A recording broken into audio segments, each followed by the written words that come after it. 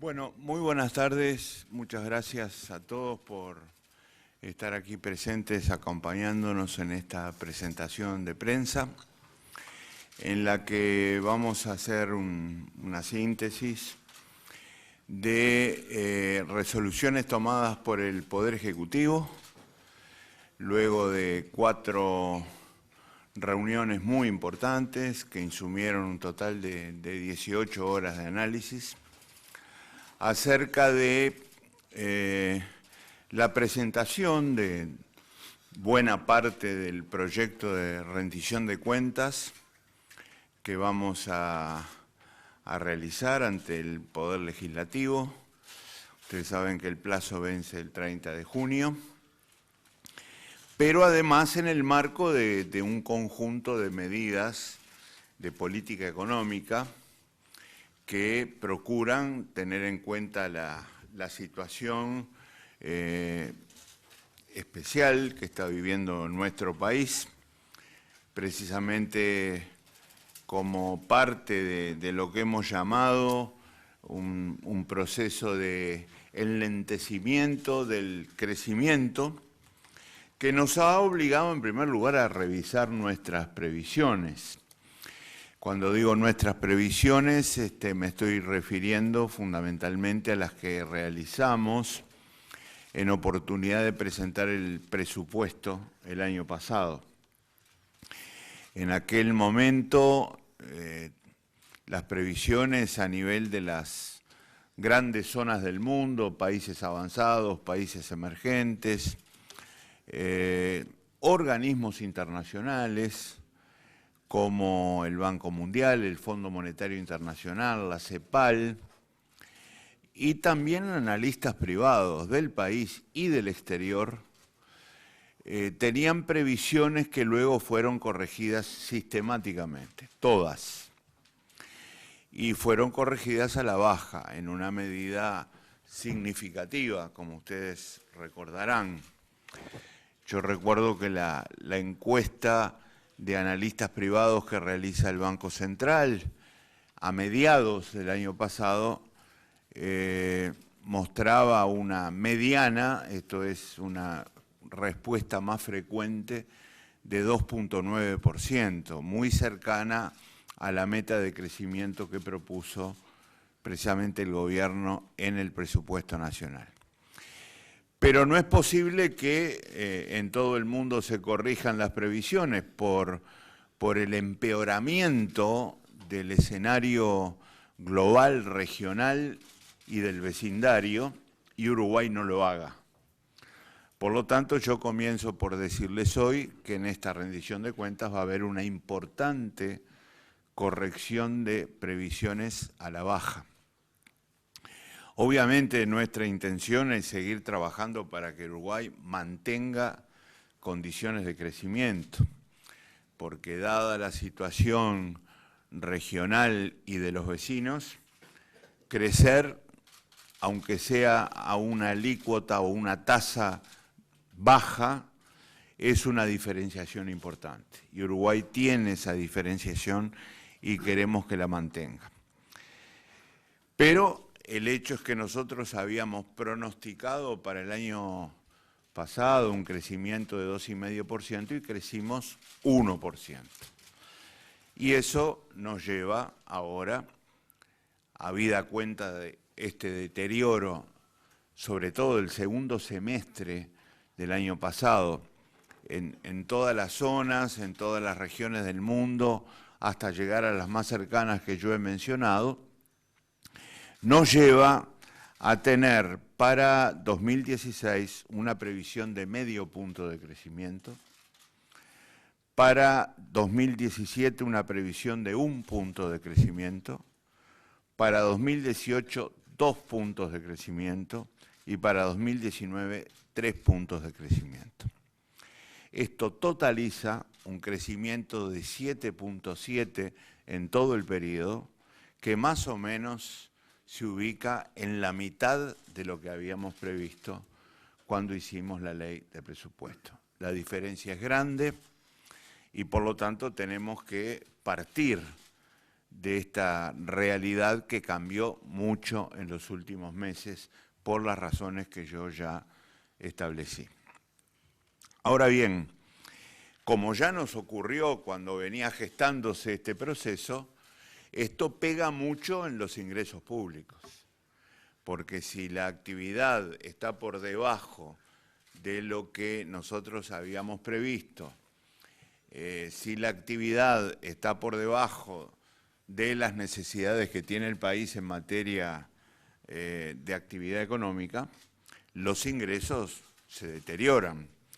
Y es muy importante que si nosotros no tenemos en cuenta esta menor recaudación, lo que sumado a los gastos ya comprometidos, da como resultado una situación fiscal preocupante, estaríamos cometiendo un error importante si no asumimos que esta realidad la tenemos que abordar en el día o en el momento de hoy, esto es, en esta etapa de evolución de la economía nacional. Sencillamente porque los desequilibrios fiscales como los que tiene Uruguay hoy, el observado es 3.6% sobre el producto, pero hay factores que tienden a que ese porcentaje aumente durante el transcurso de este año, no resulta sostenible en el mediano y en el largo plazo. Y no resulta sostenible porque esta trayectoria fiscal de no ser corregida generaría un mayor endeudamiento en primer lugar, sin duda. Ese mayor endeudamiento encarecería el acceso del Uruguay a los mercados y a los recursos financieros, pero al mismo tiempo conduciría seguramente a un deterioro de la calificación crediticia del país, que es uno de los factores que diferencian a Uruguay en la región y en el vecindario y que tenemos que cuidar absolutamente con mucha rigurosidad, por la importancia que tienen estos aspectos que acabo de mencionar, en lo que, como vamos a ver después, si ustedes quieren con detalle, puede ser la actitud contracíclica más importante que puede adoptar Uruguay en el marco de una situación complicada. Y esa actitud o ese camino contracíclico no es otro que la inversión y el crecimiento genuino de la economía. Si tenemos que corregir esta situación, tenemos que trabajar con los dos grandes componentes de la política fiscal. Por un lado los gastos, por cierto, y por el otro lado los ingresos. Y tenemos que hacerlo sabiendo que Uruguay ha construido fortalezas importantes, de las que dispone hoy. Fortalezas que, entre otros puntos de vista, son de naturaleza financiera. Hoy Uruguay tiene un muy buen nivel de reservas internacionales, aunque son mucho menores las de libre disponibilidad a las que aparecen en las estadísticas. Uruguay hoy tiene proporciones históricamente muy buenas de deuda neta respecto al producto. Hoy Uruguay tiene grado inversor en todas las calificadoras de crédito y en más de una, no en el escalón mínimo que nos separa del grado especulativo, sino en escalones que están superiores, están por encima del escalón mínimo. Hoy Uruguay tiene un acceso relativamente barato a los recursos financieros. Hoy Uruguay sigue demostrando la confianza de los inversores cuando realiza colocaciones domésticas en moneda nacional indexada, por ejemplo. Este es un conjunto de fortalezas, pero las fortalezas, si no se toman medidas correctivas, terminan por diluirse. Las fortalezas son importantes para los momentos de transición, como el que estamos viviendo. Uruguay hoy puede decir que tiene asegurado el pago de todas sus obligaciones de un año. Y puede decir también que tiene un comportamiento confortable y cómodo para enfrentar las obligaciones de 2 años. Pero no nos podemos quedar en eso. Vuelvo a repetir, porque esto es muy bueno para hacer el tránsito de una etapa con dificultades a una mejor etapa, como lo que estamos proponiendo. No es bueno para quedarse con esto, pues lo terminamos perdiendo como agua que se desliza entre los dedos. No nos podemos descansar qué fuertes somos financieramente.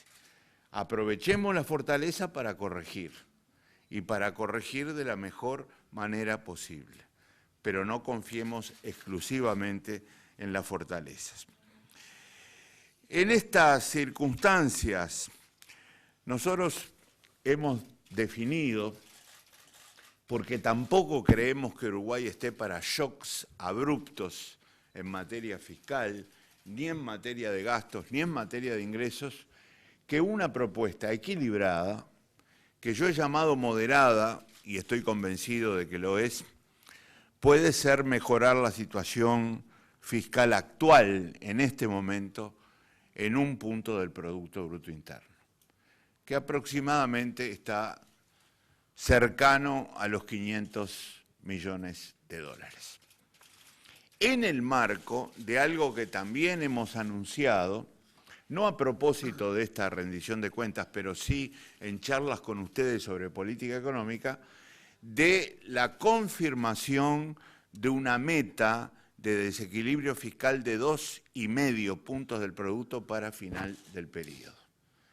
Lo que estamos proponiendo es ahora atacar inmediatamente, empezando por la rendición de cuentas, esta corrección de 1 punto en las cuentas fiscales. Por el lado del gasto público, obviamente, las medidas apuntan a contener el aumento, preservando el gasto social, esto para nosotros es muy importante, y la inversión pública. Por 2 razones que son fáciles de comprender.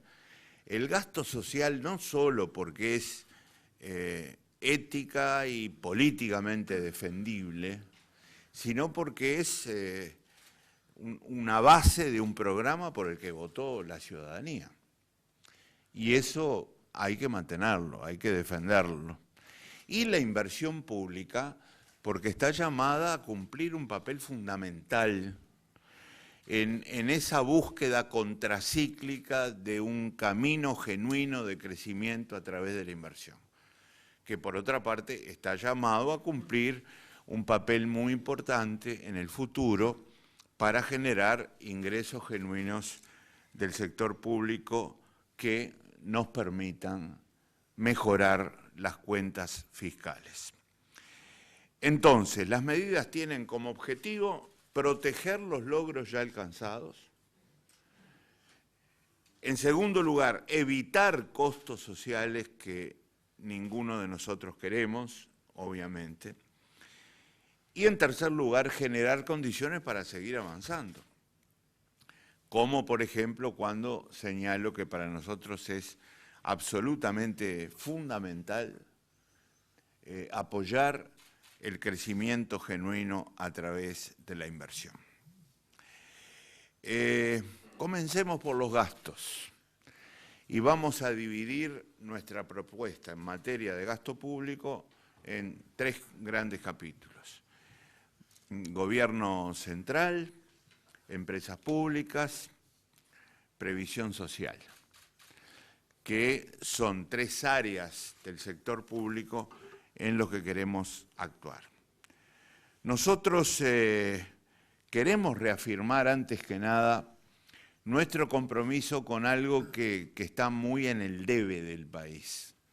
Esto es mostrando un ancho campo de avance y de progreso que aún no hemos logrado, que es aumentar la eficiencia del gasto, mejorar la calidad del gasto.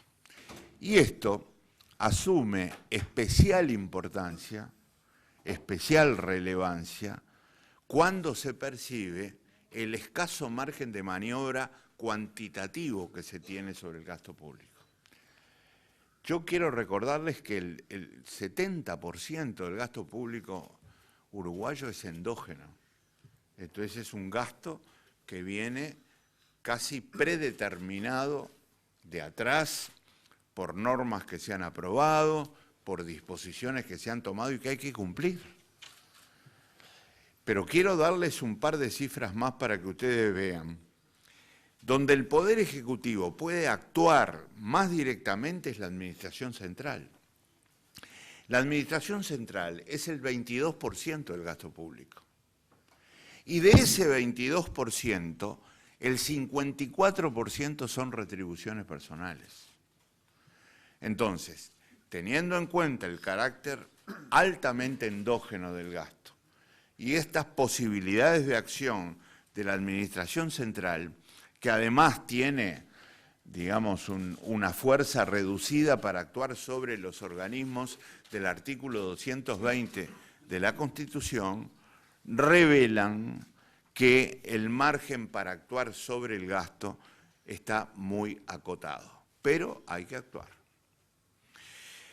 La primera medida que yo quería considerar con ustedes, disculpen que los canse con algunas cifras, son las siguientes.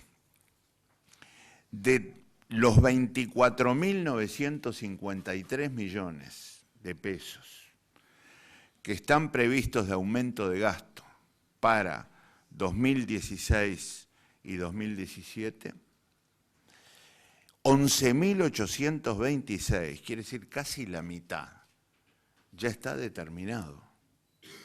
Ya es un gasto que hay que realizar de cualquier manera.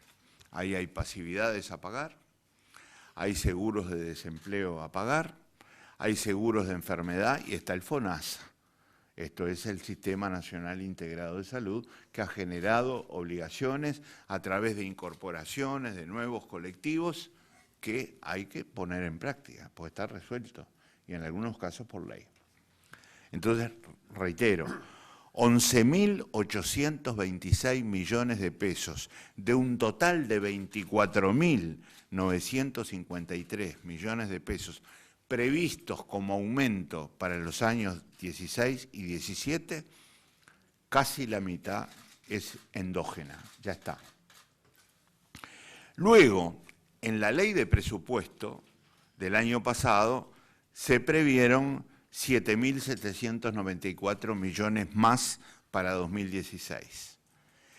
Y se previeron 5.333 millones de pesos de incremento para 2017. En resumen, el total de incremento de gasto previsto para los años 16 y 17, endógeno o exógeno, ha llegado a 24.953 millones de pesos. Nuestra primera medida propuesta es que de estos 24.953 millones de pesos, apenas un poco más de 10% que está previsto para 2017 se ejecute en 2018. Esto es, estamos proponiendo no un recorte de estos gastos, sino un diferimiento para 2018.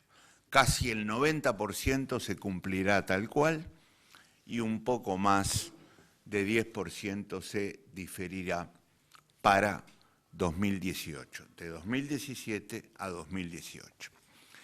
¿Qué es lo que no se difiere? ¿Qué es lo que se cumple tal cual está previsto en el presupuesto? Las grandes prioridades que yo les mencionaba hoy, y que son, por un lado, el convenio salarial con los docentes de ANEP, que es un convenio firmado y que hay que cumplir. En segundo lugar, nuestro programa llamado Sistema Nacional de Cuidados, que es una prioridad claramente definida por el gobierno. En tercer lugar, un tema que preocupa enormemente a la población uruguaya, que es la seguridad pública. Y ahí tenemos tanto los recursos que van al Ministerio del Interior como los que hay que volcar de parte del sector público para financiar esta primera experiencia de modalidad público-privada, de cooperación público-privada, que es el centro de rehabilitación que acaba de construirse y cuyas obligaciones hay que cumplir. El cuarto gasto que no habremos de diferir es un acuerdo extraordinario realizado con las intendencias y que llega a la suma de 100 millones de pesos. En total, lo que acabo de decir, totalizan, disculpen la redundancia, 2.595 millones de pesos. Estos son, de aquellos 24.000 que hablamos, los únicos gastos que no se modificarían en cuanto a sus fechas, además de los que vienen determinados del pasado, desde luego. Y hay un total de 2.964 millones de pesos que están programados para ejecutarse en el 17 y proyectamos ejecutarlos en el 18. O sea, reitero, no hay recorte, hay solamente un diferimiento que desde el punto de vista fiscal, para ir logrando este equilibrio de un punto del producto, son muy importantes. Ahora bien, esta rendición de cuentas, además de lo que yo acabo de señalar, no debería comprometer gasto adicional. Vuelvo a repetir, a juicio del Poder Ejecutivo, no debería comprometer gasto adicional. Con algunas excepciones que están muy marcadas y que también vienen del pasado. En el Parlamento el año pasado se hizo un acuerdo para cambiar el régimen de trabajo de la Corte Electoral, que está comprometido en la ley de presupuesto y que hay que cumplir. Y eso insume algún recurso adicional. Pero además nos hemos comprometido a instrumentar el nuevo Código Aduanero y eso también genera la necesidad de un volumen acotado, pero volumen de recursos al fin. A lo que hay que agregar dos temas que habrá que dilucidar con el Poder Judicial. Uno es el diferendo salarial, que ustedes conocen, venimos teniendo desde hace un tiempo, y el otro es la aplicación, o mejor dicho, el comienzo de la aplicación del Código del Procedimiento Penal, que fue objeto de una reciente reunión y acuerdo del presidente de la República con los partidos políticos. Con estas excepciones, el Poder Ejecutivo entiende que la rendición de cuentas no puede llevar más gastos que los que yo ya señalé.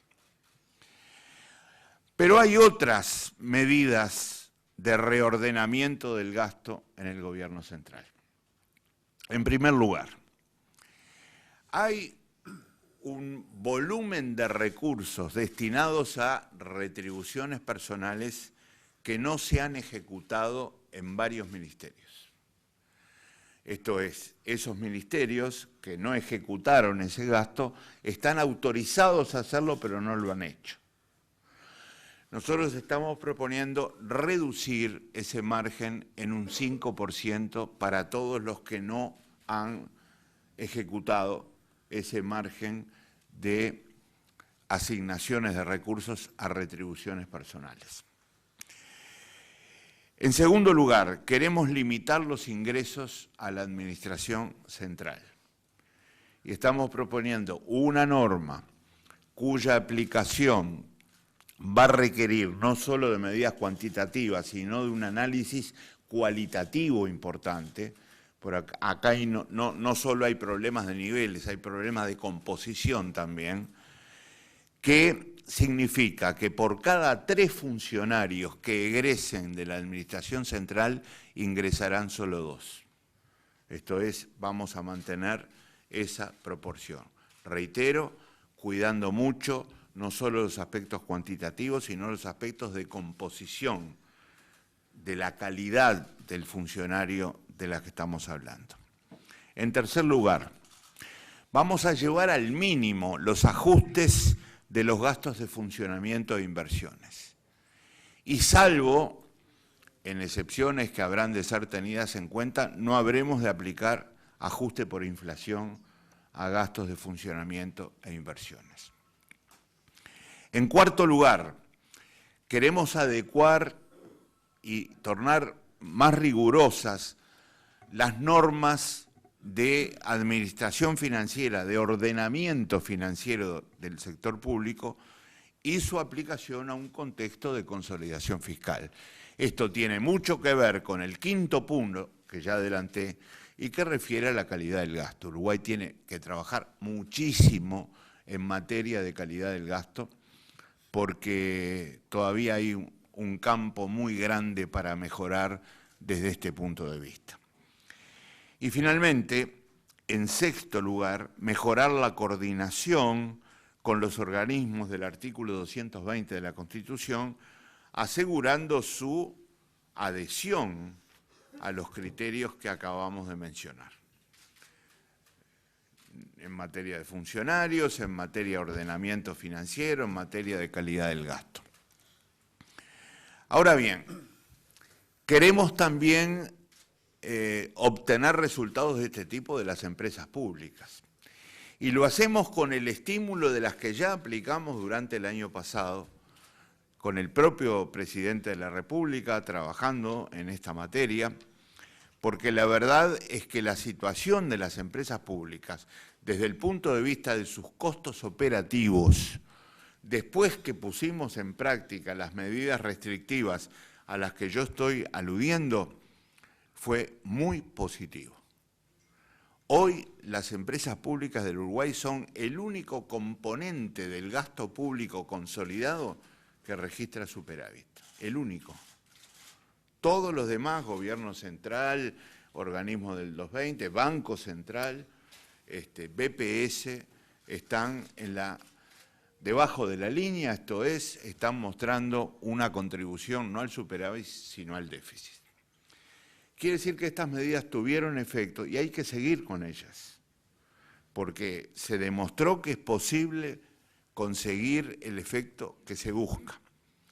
Y a ello queremos también agregar que consideramos que las empresas públicas tienen que aplicar todas las normas de 2 funcionarios de ingreso por cada 3 que salgan, con todos los comentarios y el análisis que yo hice al respecto. Y aquí hay un punto fundamental en el que estamos trabajando con mucha colaboración con el nuevo directorio de ANCAP, que son los costos de distribución de ANCAP. Están en juego 50 millones de dólares, lo cual para un esquema de consolidación fiscal como el que estamos persiguiendo es un componente fundamental. Estamos hablando de las bonificaciones que reciben las estaciones de servicio y estamos hablando de los márgenes de utilidad de las marcas distribuidoras. Entonces, nosotros tenemos que poner el acento, obviamente estamos trabajando no solo de común acuerdo, sino con mucha eficiencia al respecto, con la dirección de ANCAP, que está absolutamente convencida, y debo agregar a la ministra del ramo, la ministra Cose, que también coincide totalmente en seguir este rumbo, que va a ser un aporte muy importante para el resultado final. Vamos ahora al tercer capítulo que les propuse hoy, medidas relativas a la seguridad social. Nosotros hemos notado un incremento importante en las prestaciones del Banco de Previsión Social en los últimos meses.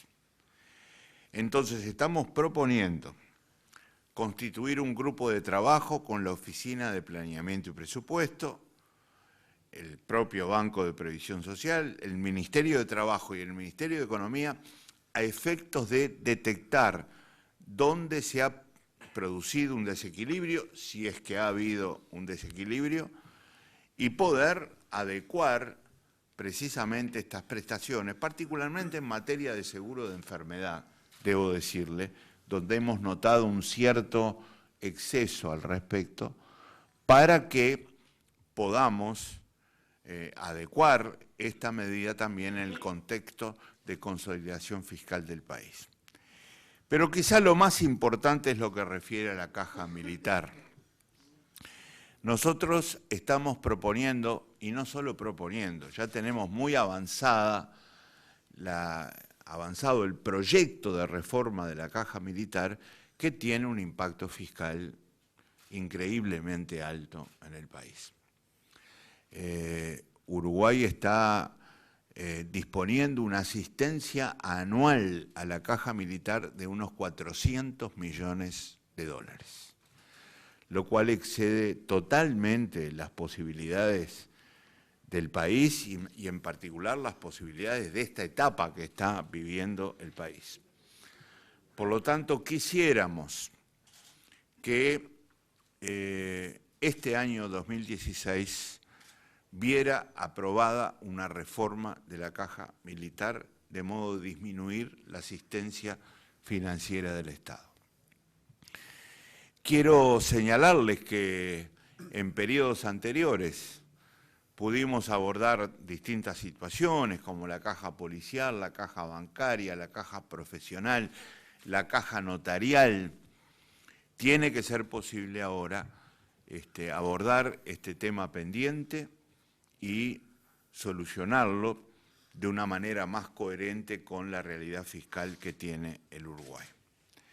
Por eso nos hemos planteado el objetivo de que la ley esté aprobada en 2016. Como ustedes saben, por disposiciones constitucionales no puede ir en la rendición de cuentas, va a ir por separado, pero queremos que se apruebe este año.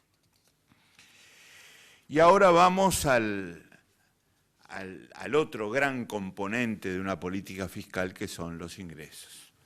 Ustedes imaginarán que con las restricciones que tenemos en materia de gasto, esto es, con el margen acotado de intervención que tenemos en el gasto, no es posible prescindir, si es que queremos una consolidación fiscal sólida, del terreno o del instrumento de los ingresos. Y acá nosotros tenemos una base que quisiéramos mantener y que es una especie de rumbo, de orientación. Me estoy refiriendo al sistema tributario que el Uruguay inauguró e instauró en 2007 y que después fue cambiando, fue ajustándose. Pero ajustándose a la luz de tres objetivos muy importantes y de equilibrios asociados a esos objetivos que yo creo modestamente que hasta ahora hemos logrado mantener, pero que se pueden seguir acentuando. Los tres objetivos son equidad, que cada uno contribuya de acuerdo a su capacidad contributiva, valga la redundancia. El segundo, eficiencia, que haya el menor número de impuestos posibles en el país. Y recuerden ustedes que en 2007 eliminamos 15 de entrada. Y en tercer lugar, estímulos a la inversión, a esa inversión que necesitamos como el pan para que Uruguay recorra el camino genuino del crecimiento y podamos hacer política contracíclica, aunque sea desde este punto de vista que es fundamental. Eso genera equilibrios internos. O sea, no se puede comprometer la equidad para promover la inversión. No se puede jugar todas las cartas o los boletos a la equidad y comprometer la inversión que el país necesita y que todos sabemos tiene que ser realizada por aquellos que emprenden, aquellos que arriesgan, aquellos que necesitan, entre otras cosas, una rentabilidad para invertir. Por eso digo que hay objetivos y equilibrios generados por los objetivos. Y junto a esto, hemos venido siguiendo un camino ya desde 2007 que significó incrementar la importancia relativa de la tributación directa en relación a la indirecta, por una razón de coherencia con los objetivos. A nosotros nos parece que la tributación directa es mucho más equitativa que la indirecta. El ejemplo más claro de la indirecta es el impuesto al valor agregado, que no repara, no distingue en capacidades contributivas. Y el ejemplo más representativo de tributación directa es el impuesto a los ingresos, el impuesto a la renta. Por eso, sabiendo que aplicando estos principios el país ha mejorado la distribución de su ingreso, si uno sigue el índice de Gini en la trayectoria de la reforma tributaria ve que baja casi continuamente, salvo con alguna interrupción. El índice de Gini nos ayuda a seguir la evolución de la distribución del ingreso. Nos parece que es a partir de este rumbo, de esta orientación, que nosotros tenemos que diseñar medidas en el campo de los ingresos.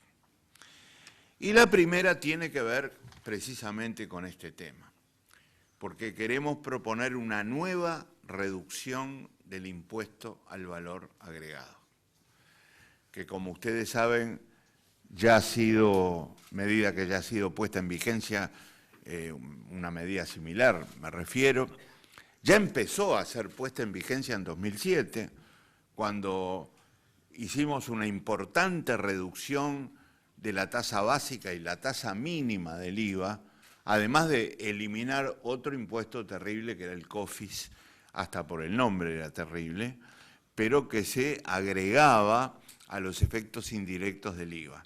Es en este mismo camino que luego, como parte de la Ley de Inclusión Financiera, seguimos por la trayectoria de la rebaja del IVA y hoy lo queremos acentuar. O sea, queremos que los pagos realizados con medios electrónicos de pago disfruten de esta nueva reducción del impuesto al valor agregado. ¿Por qué? Por una razón muy sencilla. Hemos comprobado en el pasado que gran parte del efecto de las rebajas del IVA no eran aprovechadas por los beneficiarios a quienes intentábamos ayudar. Había un gran porcentaje del efecto de la rebaja del IVA que era absorbido por los intermediarios. Por lo tanto, ahora queremos asegurar que este beneficio que se agrega a los 2 puntos de IVA que ya se rebajaron, mediante pagos hechos por medios electrónicos, se realicen de esta manera para asegurar que el beneficio llegará a su destinatario, que es el ciudadano uruguayo y sobre todo el más humilde, ¿verdad?, que puede a través de esta vía tener una mejora en su bienestar, en su calidad de vida, precisamente porque se le está disminuyendo un impuesto muy importante para los consumos que realiza. Y eso lo queremos complementar con algunos ajustes al impuesto a la renta personal en sus 2 categorías. La categoría llamada 2, categoría del trabajo, que en realidad involucra un amplio espectro de ingresos en el país, y la categoría 1, llamada rentas del capital, que refiere principalmente a ingresos o rentas provenientes de colocaciones financieras. Ustedes ya conocen las franjas del impuesto a la renta personal categoría 2 y saben bien cómo se aplica. Es un impuesto progresional, no nos podemos ubicar en cada franja en particular para saber cuánto es la recaudación de cada franja. El impuesto se va liquidando por franjas, en cada franja se paga la tasa correspondiente a esa franja y luego se sigue avanzando. Quiere decir que no se puede individualizar el impacto de una franja solamente sin tener en cuenta el efecto recaudatorio sobre todo un impuesto que además se liquida anualmente. No nos olvidemos. Sabemos bien que tenemos un mínimo no imponible de 23.380 pesos que no paga impuesto a la renta. Pero también sabemos que desde el año pasado se dejó de cobrar impuesto a la renta a quienes ganan menos de 27.000 pesos, por problemas de administración tributaria, porque era más costoso liquidarles el impuesto a la renta, sobre todo por el tema de las deducciones, que seguir pretendiendo recaudar a los ciudadanos o por los ciudadanos que integran esa franja de ingresos. Menos de 27.000 pesos en este país no se paga impuesto a la renta, y ese es el verdadero mínimo no imponible, además del que existe nominalmente. Luego tenemos una franja que va de 23.380 a 33.400, que paga 10% y que proponemos mantener tal cual. Luego una franja de 33.400 a 50.100, que está en 15% y la elevamos a 18, 3 puntos. Luego una franja de 50.100 a 167.000 pesos, que está en 20% y la llevamos a 23%, 3 puntos. Luego una franja de 167.000 a 250.500, que está en 22% y la llevamos a 26, 4 puntos. Luego hay una franja de 250.500 a 384.100, que está en 25% y llevamos a 29, 4 puntos. Y finalmente, más de 384.100 pesos, que está en 30% y la llevamos a 34%, 4 puntos. En la misma línea, proponemos modificar los números del impuesto de asistencia a la seguridad social, que en su momento se creó ante un fallo de inconstitucionalidad de parte de la Suprema Corte de Justicia. Allí, la franja de menos de 26.720 pesos no paga y no pagará ningún aumento, porque no paga impuesto a la renta. Luego hay una de 26.720 a 50.100 que paga 10 y seguirá pagando 10. Luego una de 50.100 a 167.000 que paga 20 y pasará a pagar 23, 3 puntos de diferencia. Y luego una franja de más de 167.000 que paga 25 y pagará 29. Esto es 4 puntos.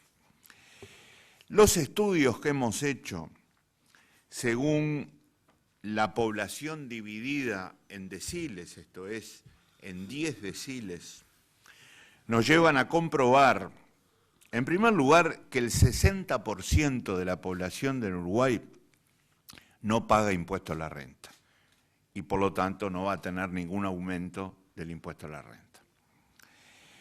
Las 7 primeras franjas de los deciles, esto es el 70% de la población del Uruguay, no va a tener ningún aumento por esta razón. Repito, 70%. Los que sí empiezan a tener un efecto muy moderado son los 3 últimos deciles, el 8, el 9 y el 10. Y déjenme decirles lo siguiente, si nosotros calculamos la tasa efectiva que se va a pagar en cada uno de estos deciles respecto al incremento que estamos proponiendo, llegamos a la conclusión de que en el decil 8 el efecto de aumento del impuesto a la renta personal solo va a pesar 0,5%. El efecto diferencia, 0,5% sobre su nivel de ingresos. En el 9, 1,6%. Y en el 10, 3,1%. Promedio, 1,7%. Quiero decirles que el 80% del efecto de incremento del impuesto a la renta personal recae exclusivamente sobre el último decil, sobre el decil 10. Repito, el 80% del incremento previsto. Los contribuyentes del decil 8, son indicadores, ¿verdad?, que estoy dando. Del decil 8 van a pagar en promedio 160 pesos más por mes. Repito, decil 8 van a pagar 160 pesos más por mes de impuesto a la renta.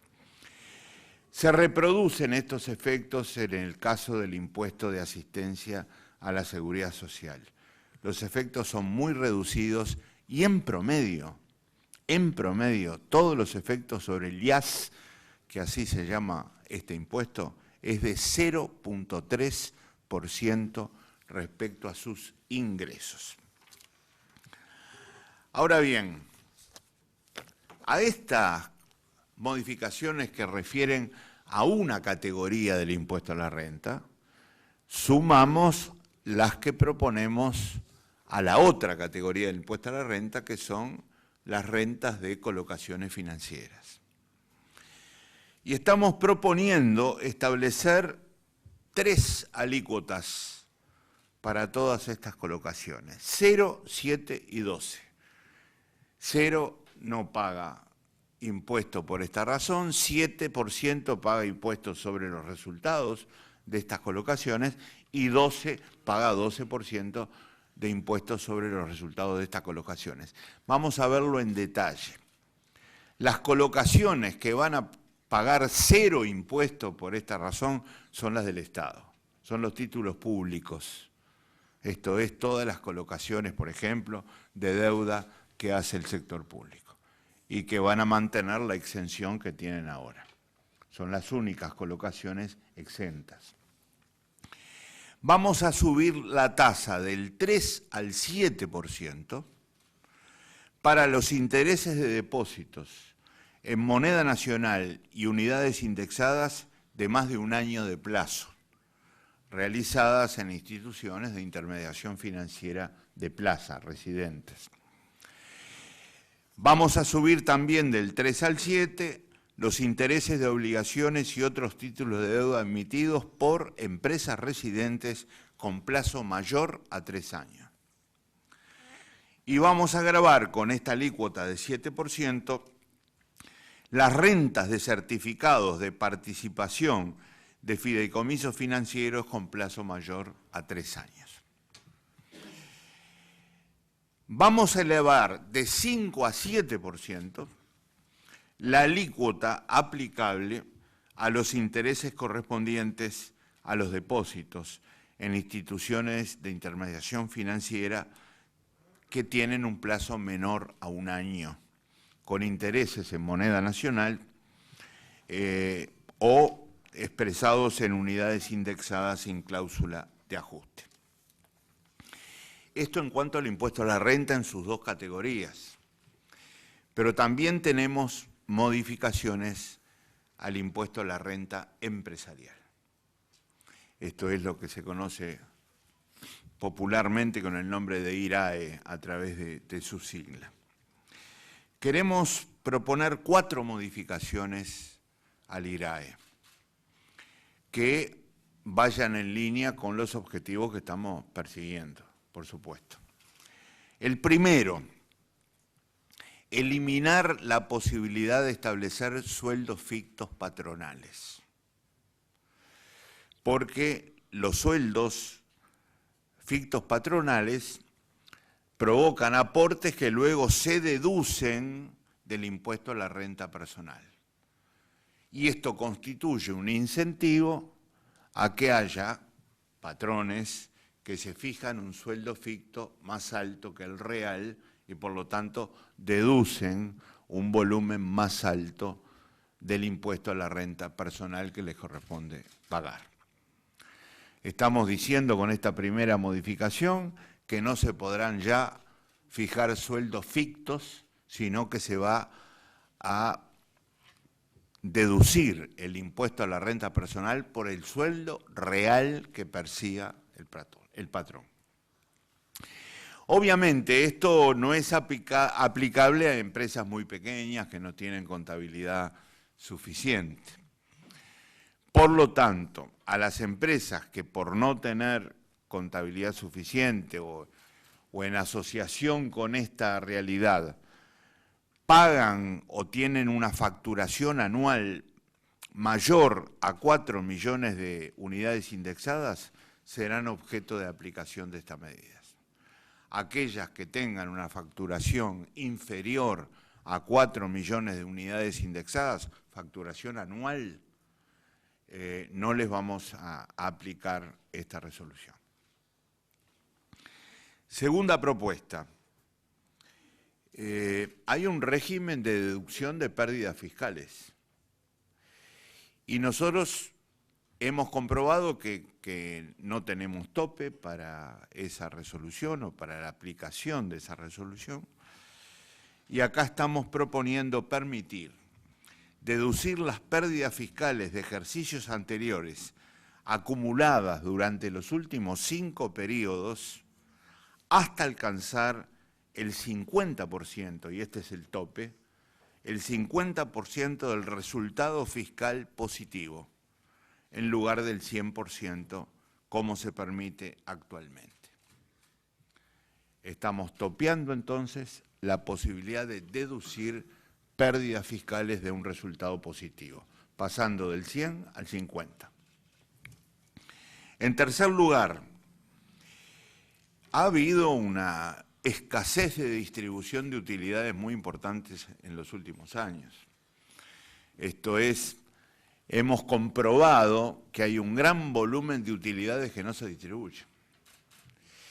Y esto tiene consecuencias fiscales, porque como ustedes saben, las utilidades, la renta del capital productivo, la renta empresarial paga 25% de impuestos y un 7% adicional si distribuye utilidades. Una forma de eludir esa obligación es no distribuirlas. Y la verdad es que nos ha llamado la atención el alto volumen de utilidades no distribuidas que hay en el país. Por lo tanto, vamos a considerar las utilidades no distribuidas generadas con una antigüedad superior a 3 periodos como distribuidas, siempre que no hayan sido reinvertidas, porque una posibilidad virtuosa de la no distribución de utilidades es reinvertirlas, y eso lo queremos. Nosotros queremos que haya reinversión de utilidades. Lo que no queremos es que haya una elusión de una parte del impuesto a la renta empresarial por no distribuir utilidades. Entonces, vamos a considerar, como les digo, las utilidades no distribuidas generadas con una antigüedad superior a 3 periodos como distribuidas, y van a tener que pagar el impuesto adicional de 7%, salvo que hayan sido reinvertidas, como dije recién. Finalmente, queremos gravar con el 7% por impuesto a la renta categoría 1, esto es rentas financieras, la distribución de utilidades actualmente exonerada de sociedades con contabilidad suficiente, porque son empresas prestadoras de servicios profesionales y personales. Estas empresas tienen una exoneración por este concepto que nosotros queremos eliminar, y lo queremos hacer precisamente para aquellas empresas de una envergadura tal que contabilidad suficiente les permita demostrar en qué situación se encuentra. Es muy similar al punto 1 de los 4 propuestos y que refería a los sueldos fictos patronales. Estas son las medidas que estamos proponiendo, tanto en el campo de los gastos como en el campo de los ingresos. Y me gustaría terminar esta exposición, les pido perdón por lo extenso de la misma, pero son temas que hay que explicar bien porque se prestan muchas veces a confusiones conceptuales que es preciso aclarar. Terminar poniendo el acento en lo que yo considero es el camino que Uruguay habrá de tener que seguir, y que ya lo mencioné muchas veces y por ello también pido perdón. inversión y crecimiento como resultado genuino de la inversión. Uruguay no tiene malos números en materia de inversión, aún en este contexto de desaceleración. Ustedes saben que en los últimos tiempos todo el panorama general de la inversión uruguaya respecto al producto ha tenido un cambio estructural fundamental. Hoy se invierte una proporción mucho más alta del producto que la que se invertía históricamente en décadas atrás. Y esto como que es una parte importante de la nueva cultura económica del Uruguay. Y al mismo tiempo, resultado de las fortalezas que hoy mencionábamos, la calidad institucional es una de ellas. Uruguay es un país respetado por su calidad institucional, pero también lo es la diferenciación que ha logrado el país, la confianza que ha logrado mantener, la calificación alta de riesgo crediticio que tiene. Y entonces, en esas circunstancias, tenemos que apostar a este camino porque es posible, no es un sueño, no es una aspiración, no es simplemente un deseo o un pensamiento lleno de deseo, como dicen los anglosajones. Esta es una traducción libre, ¿verdad? Fíjense ustedes que en los 4 primeros meses de este año, los proyectos presentados a la Comisión de Aplicación del Ministerio de Economía resultan 15% mayores a los 4 primeros meses del año pasado y representan un volumen de inversión 20% más alto que en el pasado. Pero Uruguay también trabaja hoy con proyectos muy concretos de inversión importante en varios sectores de la economía, que ya no son los tradicionales, como la agroindustria alimenticia, el complejo industrial forestal. Hoy estamos hablando de industria farmacéutica, estamos hablando de industria audiovisual, estamos hablando de servicios globales, estamos hablando de turismo. Ha habido una gran diversificación de orígenes de la inversión llegada a Uruguay, y también tenemos que hablar de una diversificación de destinos de la inversión en el Uruguay. Así que creo que debemos apostar a este camino. Ahora, en el corto plazo, la consolidación fiscal es una de las herramientas fundamentales, como lo es el combate al otro gran desequilibrio macroeconómico que tenemos, que es la inflación. Obviamente, no hay una separación tajante entre uno y otro, están vinculados, ¿verdad? Porque la inflación no se corrige solamente con disciplina monetaria, se corrige también con aporte fiscal. Y el aporte fiscal es el que tenemos que lograr a través de estas medidas que procuran una consolidación de este importante ámbito de la realidad económica del país. Bien, hasta aquí hemos llegado. Les agradezco mucho la atención prestada y, por supuesto, estamos a la orden aquí con mis compañeros para responder las preguntas que ustedes entiendan necesario formular. Sí, buenas tardes para todos. Javier Lazarte, Canal 12. Señor Ministro, por supuesto hay muchos temas para enfocar y poner la atención en cada uno de ellos. Me centro particularmente en el tema de esa rebaja del IVA, que no sé si usted mencionó la cifra, creo que es del 2%, por lo menos no está hecha, no se dijo, o yo no lo entendí. Dos puntos, sí. Dos puntos, dos puntos de que IVA. Se agregan a los que ya están. Exactamente, ahí está. Entonces la pregunta es esta.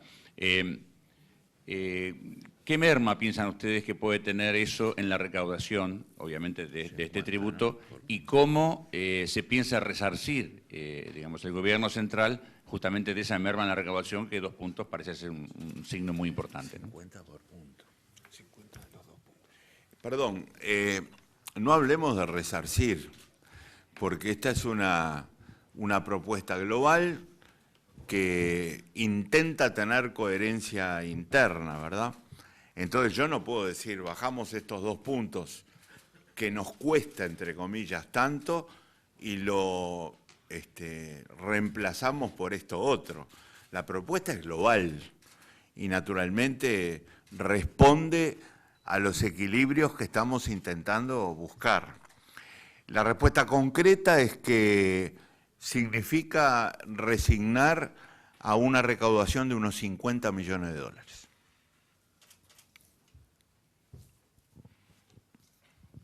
Buenas tardes, soy Juan Pablo Correa del diario El País. Ministro, tomando en cuenta que el anterior gobierno entregó las cuentas públicas ya con un elevado déficit al actual, tomando en cuenta también que el año pasado, hace menos de un año, durante el debate presupuestal, se volvió a incrementar el gasto, pese a que allá había indicios de desaceleración y advertencias en ese sentido de muchos técnicos. Quisiera preguntarle si no entiende que la fuerza gobernante tiene que hacer algún tipo de autocrítica respecto al manejo de las cuentas públicas. Y en segundo lugar, quisiera saber también cuánto calculan que va a suponer en ingresos al fisco las modificaciones del IRPF y cómo entienden que este paquete de medidas va a afectar al consumo que actualmente está bastante deprimido. Gracias. Bien, vamos a ir por partes. Yo creo que autocrítica hay que tener siempre en la vida, por supuesto, porque la infalibilidad no existe. Y naturalmente cuando nos equivocamos, sobre todo, hay que aprender de los errores cometidos. Lo que sí trató de lograr siempre el Frente Amplio, desde que está en el gobierno, fue el cumplimiento de su programa. En algunos casos tuvo consecuencias positivas desde el punto de vista del orden macroeconómico y en otros casos no tuvo tanto, y eso hay que reconocerlo. Nos faltó en algunos momentos de esta historia más reciente, y yo lo he dicho, mayor coordinación en las inversiones realizadas, nos faltó y nos sigue faltando, atención, calidad en el gasto público, y eso también hay que reconocerlo. Tenemos que, por supuesto, mejorar la gestión en muchas áreas de la administración pública. Entonces, la autocrítica no puede faltar nunca, porque el día que creamos que hemos hecho todo bien, la verdad es que habremos de generar una gran frustración en las transformaciones que queremos lograr. Así que contesto que sí, que tiene que haber autocrítica, y no solo por estas razones, digamos, por muchas otras, que son aquellas que de alguna manera se reflejan, como dije antes, en los aspectos que comenté. La otra pregunta se refiere a los, si no me acuerdo mal, a los efectos de los cambios.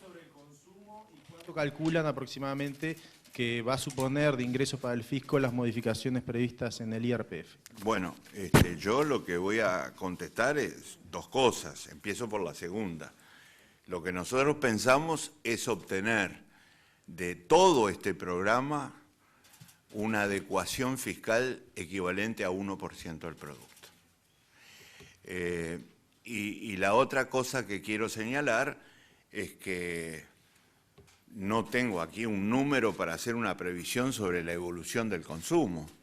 Nuestra intención es que el consumo se dinamice, pero el consumo se puede dinamizar por diversas vías, entre otras cosas por mejorar, por ejemplo, las condiciones del mundo del trabajo, más y mejor empleo, mejores salarios, por ejemplo, ¿verdad? No se agota solamente en los temas fiscales. Ahora, si a mí me preguntan hoy una previsión sobre el consumo, bueno, nosotros vamos a presentar, por supuesto, entre los números de la rendición de cuentas, cuando esperamos que evolucione el consumo, no lo hemos calculado todavía, la intención es que recupere su papel de motor importante del crecimiento. Pero se resume la propuesta en el número global que hemos presentado, ¿verdad? Y no olviden nuestra previsión de crecimiento de 0,5%. Ministro, Mónica de León de Radio Uruguay. Ministro, teniendo en cuenta que antes de hacer públicas estas medidas se reunió con el Secretariado Ejecutivo del Frente Amplio, ¿estas medidas son definitivas o cabe la posibilidad de que se vuelvan a producir reuniones de este tipo y se puedan modificar algunas de estos elementos en base a objeciones que el propio Frente Amplio pudiera aplicar sobre esto? Esta es la propuesta que acordó el Poder Ejecutivo y va a seguir siendo la propuesta que acordó el Poder Ejecutivo. Lo que no quita que tengamos todas las reuniones de información y de aclaraciones que sean necesarias y, por supuesto, las reuniones con quienes en definitiva tienen la responsabilidad de aprobar o rechazar esto, que son los parlamentarios. Así que ahora el foco va a empezar a estar puesto precisamente en quienes tomarán la decisión final de aprobar o rechazar esto. Pero esta es la propuesta del Poder Ejecutivo. Buenas tardes. Ricardo Leiva de No Toquen Nada de Océano FM. Dos temas chiquitos. Uno, si existe algún tipo de previsión o proyección del impacto posible, un escenario de máxima y de mínima, del diferendo salarial con el Poder Judicial. Y respecto a ese tema, si hay alguna opinión del Ministerio respecto al fallo en segunda instancia que dejó al Ministerio de Economía sin posibilidad de llevar el caso a la Suprema Corte. Sobre la caja militar, el año pasado usted había dicho que eran 315 millones de dólares. Ahora dijo 400. ¿Hay un ajuste de números, digamos, afinar el cálculo? ¿O es el ritmo al que está creciendo ese costo? Me imagino que no. Y por último, sobre este tema, si bien ese es el impacto, ¿qué tan rápido se podría revertir esa carga negativa, siendo que se trata de la reforma de una caja previsional? Perdón, no escuché la última parte de la frase. ¿Qué tan rápido se podría revertir el impacto negativo con una reforma de la caja militar? Bien, a ver, empiezo por el final. No va a ser rápido el efecto, sin duda. Lo que nos lleva a pensar que cuanto antes lo pongamos en práctica, mejor. Por eso insistimos en que el año sea 2016. El monto de asistencia ha crecido y la primera estimación que hace un tiempo presentábamos hoy es de 400 millones de dólares. Y eso es lo que acabamos de aprobar hace muy poquitos días en el Consejo de Ministros correspondiente a este año. O sea, estoy hablando de una cifra cierta, no estimada. Es lo que pusimos este año para la caja militar. Haremos todo lo posible porque la redacción, implementación y puesta en práctica de esta reforma sea lo más ágil posible. Y la primera pregunta. Poder Judicial. Perdón, no tenemos una definición al respecto. Esto está en el terreno de lo que es la negociación. Hay aprobada una norma que le permite al Estado uruguayo volcar sus obligaciones derivadas de un acuerdo de este tipo en futuras rendiciones de cuentas y buscaremos el momento, pero yo no tengo ni monto ni momento en este momento, valga la redundancia. ¿Y el fallo de operaciones? ¿Perdón? ¿El fallo que... Esa es una realidad. Es una definición de la justicia. Pero la posibilidad de remitir esta erogación a una futura rendición de cuentas también está aprobada por el Parlamento uruguayo. Ministro, Daniel Rodríguez de Subrayado, Canal 10. Quería consultarlo si en el proceso de análisis que hizo el Poder Ejecutivo, por acá. Quería preguntarle si en el proceso de análisis que hizo el Poder Ejecutivo en estos días, que usted describía las reuniones que se llevaron a cabo, hubo una propuesta alternativa del ministro Murro. ¿Esta se consideró y qué diferencias había con la propuesta que ahora el Poder Ejecutivo está presentando? No, a pedido del presidente Tabaré Vázquez todo el Consejo de Ministros trabajó sobre la propuesta del Ministerio de Economía. ¿Pero hubo otra propuesta?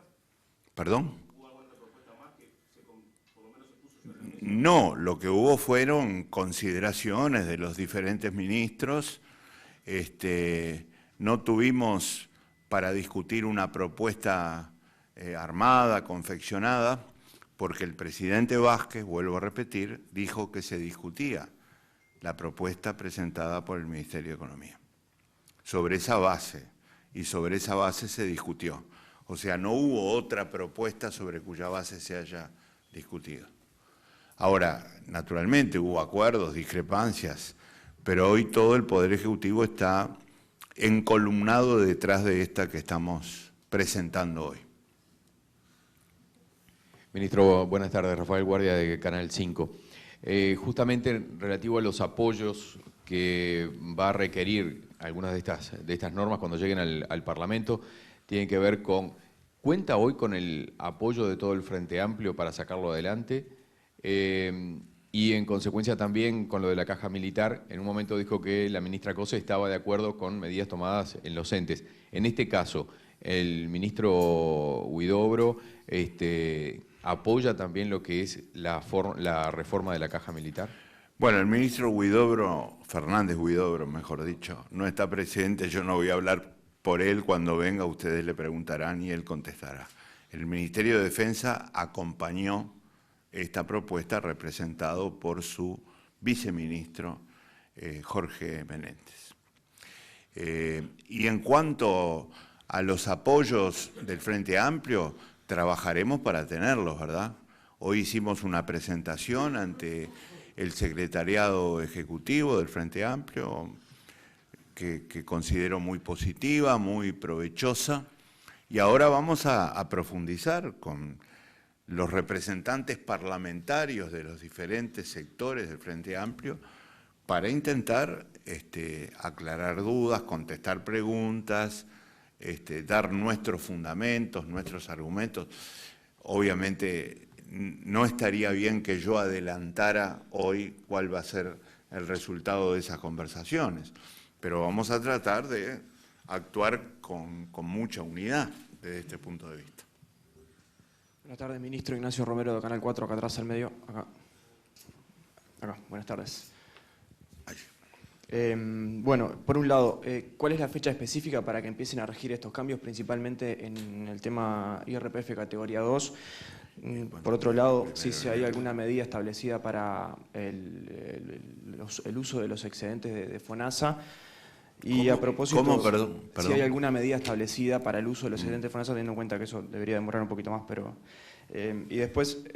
usted dijo que sí, que había que hacer autocrítica. ¿Cuál sería su autocrítica, teniendo en cuenta sobre todo que en la última administración en un par de años se dio el salto principal del déficit, que sumado a la caída de ingresos lleva a la necesidad de aplicar estas medidas que usted ha dado a llamar de consolidación fiscal? Muy bien. En primer lugar, las medidas en materia de adaptación del impuesto a la renta entrarían a regir el 1 de enero. En segundo lugar, no hay nada previsto, ni siquiera se consideró el tema en cuanto, creo yo, a la pregunta, a la devolución de los excedentes del FONASA. ¿Perdón? No se consideró. Y en tercer lugar, creo haberme referido a las autocríticas. Me siento parte de ellas. Ya las dije. Hola, buenas tardes. Ken Parks de Bloomberg News. Ministro, tengo dos precisiones sobre la adecuación fiscal que propone el Ejecutivo. Primero, de los 500 millones de dólares, más o menos, ¿cuánto corresponde a recortes de gasto y cuánto corresponde a aumento de impuestos? Y segundo, ¿cuál es el plazo para realizar ese esfuerzo fiscal de 500 millones de dólares? ¿Es de 2017 hacia el final del quinquenio o ya en 2017? Gracias. Perdón, les voy a pedir disculpas si me puede repetir la última parte. Sí. El timing o el plazo para realizar ese ajuste fiscal de 500 millones de dólares, ¿esos 500 millones de dólares van a realizar en 2017 o durante lo que quede del quinquenio? Nosotros creemos que las medidas en la medida de lo posible, ¿verdad? Porque sabemos que hay algunas que nos pueden regir antes del próximo año, empezar inmediatamente con por lo menos algunas de las definiciones que estamos tomando y lograr ese impacto de 1% lo antes posible, ¿verdad? De modo de dar un paso adelante importante hacia el cumplimiento de la meta final, que es 2,5% del producto en materia de desequilibrio fiscal. En cuanto a la composición de los 500 millones, 350 de ellos aproximadamente, son cifras aproximadas, provienen del aumento de ingresos y 150 del descenso de los gastos. ¿Ese 2,5% podría aumentarse un año para 2018 o 2017? Esa es nuestra meta para 2019, ¿verdad? Sigue siendo para 2019. Aquí atrás, Javier Rivas, de Agencia EFE. Acerca de esos gastos que se van a diferir para 2017 y 2018, se ha mencionado la parte que no se va a afectar, pero quería saber cuál serán las áreas afectadas en esos gastos que se van a diferir. Un segundito que vamos a buscar el cuadro. Yo no diría que son afectadas, ¿verdad? Porque son diferimientos por un solo año de los gastos. Ahí tenemos gastos de la Administración Central, algunos de los organismos del 220, otros que son subsidios y subvenciones que integran todas las leyes presupuestales, o sea, entidades que son subsidiadas y subvencionadas por el Estado. Y finalmente lo que se llama diversos créditos, ahí hay un conjunto de temas. Después, si ustedes quieren, pueden tener el detalle fundamental, tenemos una presentación hecha, se la podemos entregar. Pero en todo caso, yo subrayo, no son instituciones afectadas, simplemente van a tener que diferir sus incrementos presupuestales, no sus presupuestos, en un año. Por acá, Lourdes Rodríguez de Brecha. 3 cosas. Una de forma, porque le pido disculpas, pero no lo entendí bien, sobre el incremento, la reducción del IVA. Sería que a partir del 1 de enero de 2017, quienes usen medios electrónicos reducen 4 puntos de IVA o todas las personas. Esa es una aclaración, digamos, de forma. Y después 2 preguntas. Uno, con el capítulo de las empresas públicas y el superávit, si hay posibilidad de que haya nuevos ajustes en las tarifas públicas en este año. ¿Cómo? Nuevos ajustes en las tarifas públicas en este año o en el 2017. Y la tercera tiene que ver con el salario real. En marzo, creo que si no me equivoco, en marzo o fines de febrero hubo una reunión con el PIT-CNT donde el presidente Tabaré Vázquez ratificó que no va a haber aumentos, modificaciones en las pautas salariales, pero se dejó como un camino abierto a ver la evolución de la inflación. La pregunta es si esto sigue en pie o si hay posibilidades de rever las pautas salariales a mitad de año, como fue lo que acordaron. Bueno, la aplicación de las medidas impositivas es toda a partir del 1 de enero. En segundo lugar, la reducción del IVA opera para los pagos realizados con medios electrónicos, por aquello de que queremos asegurar que el efecto le llegue efectivamente al beneficiario. En tercer lugar, los lineamientos salariales, según el propio presidente ha anunciado, no se modifican. Nosotros creemos que le han dado mayor flexibilidad y coherencia al manejo de los instrumentos de la política económica, y sobre todo le han dado mayor consistencia con la política monetaria y la política fiscal. Confiamos en que no haya retrocesos desde este punto de vista. Es más, hemos tenido el mejor comienzo de año desde 2013 desde el punto de vista salarial. porque en los 4 primeros meses del año el salario real medio de los uruguayos creció y el promedio de ingresos por hogar de Uruguay, considerado en su conjunto, también creció. Por lo tanto, no arrancamos mal. Ojalá podamos mantener este ritmo de aumentos que seguramente van a ser inferiores quizá a los de años anteriores, pero que van a suponer una consolidación de los niveles de empleo y al mismo tiempo van a eliminar posibilidades de retraso en cuanto a las conquistas, a los logros alcanzados hasta ahora.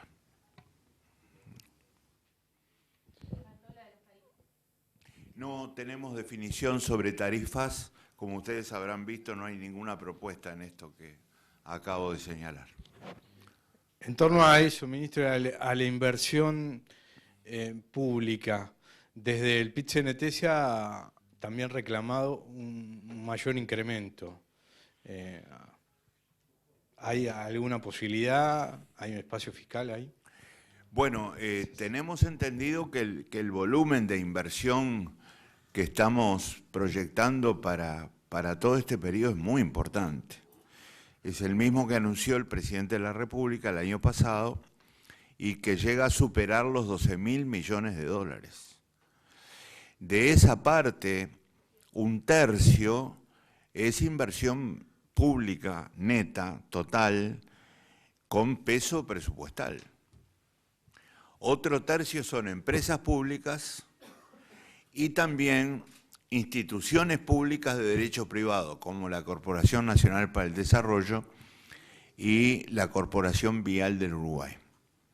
Y el 1/3 restante es la modalidad de cooperación público-privada.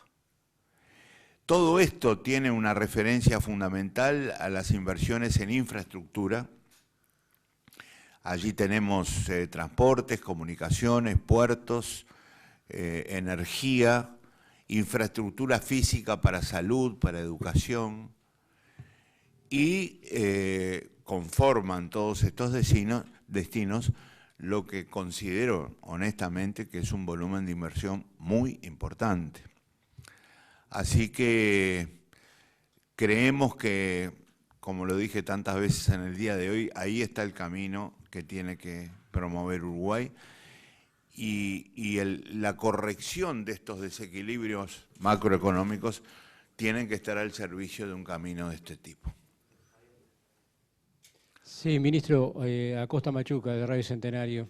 Lo llevo al Parlamento, ministro, porque en realidad esto, como usted lo decía, lo define el Parlamento. Más allá de la tranquilidad de la mayoría legislativa que tiene el Frente Amplio, y teniendo en cuenta el clima que en el Parlamento existe, ya han realizado declaraciones el senador Lacalle Pou, indicando que eso también es parte de los problemas económicos que se han generado con situaciones como la de ANCAP o la de Pluna, o también el Partido Colorado indicando que estas modificaciones al IRPF o algunas otras modificaciones que usted está mencionando no hacen cumplir la promesa de gobierno del Frente Amplio. Hablando de este clima político, ¿cómo va a ir a convencer al Poder Legislativo en referencia a que, como usted decía, esto es lo que hay que hacer y es la herramienta para resolver los problemas del país?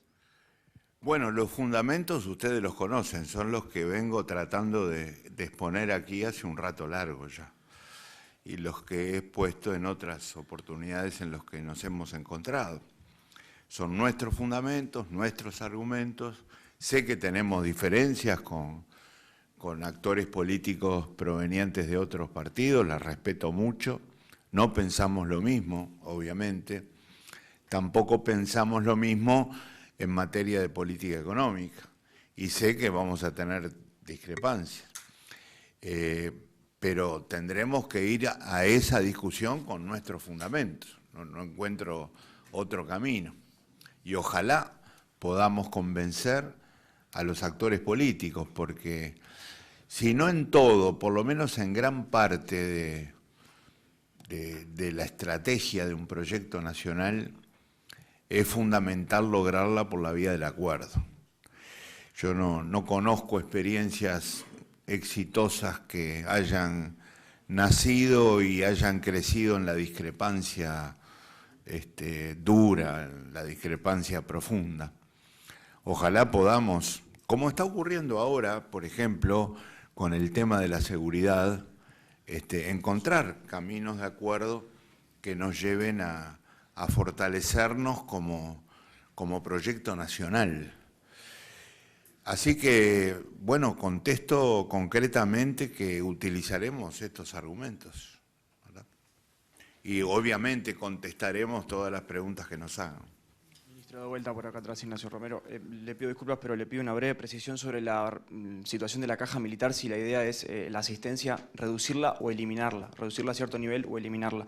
Por otro lado, ¿qué tanto margen entiende que hay para cambios en el Parlamento, dada esa discusión? Y por último, si usted entiende que hoy el Frente Amplio está rompiendo una promesa de campaña, porque se dijo que no iba a haber nuevos impuestos ni aumentos de impuestos tampoco. En primer lugar, sobre la reforma de la caja militar, adelanto que no va a ser posible eliminar la asistencia. Sí, el objetivo será reducirla sustancialmente. La experiencia que hemos hecho en otras cajas, y en particular con la policial, nos indica que eliminar esta asistencia es imposible, al menos en un horizonte razonable de tiempo. ¿Perdón? No tenemos una estimación todavía, entre otras cosas porque no está terminada la ley. Pero partimos de 400 millones, que es una cifra que tenemos que bajar sí o sí. Cuando esté terminada la ley, que vuelvo a repetir, quisiéramos que se aprobara en el correr del año 2016, allí podremos estar estableciendo una estimación al respecto. Segunda pregunta. El margen para cambios no lo puedo definir yo. No lo puedo definir yo porque me estaría entrometiendo en la labor del legislador, que es el protagonista final y definitivo. Al legislador, como decíamos hoy con el colega de Radio Centenario, lo vamos a tratar de convencer. Pero fíjense ustedes que yo cometería un error muy grande si ahora digo hasta cuándo pueden decidir o no. Son ellos los que van a decidir. Salvo en materias, obviamente, que resultan de iniciativa privativa del Poder Ejecutivo, como por ejemplo una exoneración fiscal. Tiene que ser propuesta por el Poder Ejecutivo. Pero salvo lo que provenga de normas en vigencia, no puedo ni debo establecer el margen de maniobra que tiene el legislador. Conversaremos mucho con ellos, trataremos de convencerlos y ojalá nos vaya bien para tener un proyecto con buen respaldo. ¿Y la tercera? Si usted entiende que hoy el Frente Amplio está rompiendo una promesa de la campaña electoral de no aumentar impuestos o no aplicar nuevos. En realidad lo que el presidente dijo fue que no establecería nuevos impuestos. Lo que estamos proponiendo, por un lado, es ajustar algunos al alza y ajustar algunos a la baja. Eso es lo que estamos haciendo. Ahora, reconozco que en las actuales circunstancias estamos viviendo una realidad distinta y que muchas veces, muchos análisis que hicimos en condiciones muy diferentes del país, la región y el mundo, hoy no los podemos hacer. Déjenme que ponga un ejemplo que nos atañe directamente a nosotros. Nosotros hicimos una previsión de crecimiento que no se cumplió. Ahora, no se cumplió en un mundo que cambió muchísimo en 6 meses. Entonces, de acuerdo, puede haber habido cambios en la forma de presentar ciertas acciones políticas públicamente, pero me parece que no es del todo sano valorar esos cambios sin tener en cuenta el escenario, el contexto social, político, nacional e internacional en el cual se hicieron. Ministro, yo de vuelta, Mónica de Radio Uruguay. De antemano le pido disculpas si mi sentido común es equivocado, pero mirando el incremento del IRPF en las franjas que usted dictó y teniendo en cuenta que probablemente mañana sea lo que más impacte en la población cuando demos a conocer toda esta información que usted acaba de dar, quizás no porque sea la medida más drástica a su criterio, pero sí porque la gente sea lo que entienda más rápido y lo que le duela más en el bolsillo. Basándonos en esta premisa que más temprano dijera el presidente Vázquez de que va a pagar más el que tiene más, apenas hay un punto de diferencia entre el incremento de las franjas más bajas que van a pagar IRPF, por ejemplo, entre los que pagan 33.400 y 50.100 se les sube un 3% del 15 al 18, y las franjas más altas que pagan IRPF por encima de los 250.000 pesos van a haberse incrementado su IRPF en un 4%, solo un punto más que los que ganan menos dentro de estas franjas.